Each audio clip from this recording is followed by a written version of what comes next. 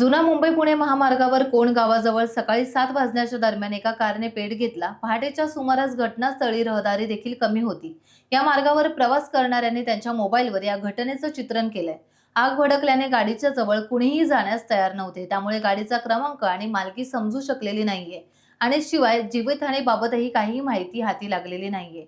पण काही वेळाने अग्निशमन दलाच्या गाड्या घटनास्थळी पोहोचल्या आणि आगीवर नियंत्रण करण्याचा त्यांनी प्रयत्न केला। लवकर या कोणवरनं रस्ता कोणवर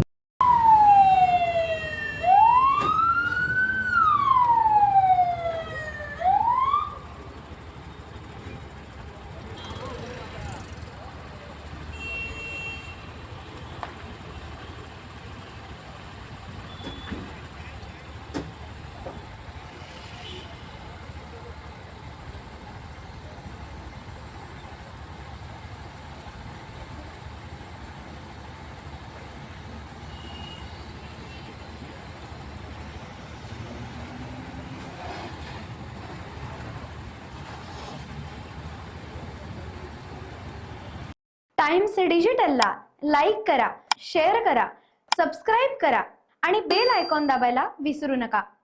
टाइम्स डिजिटल।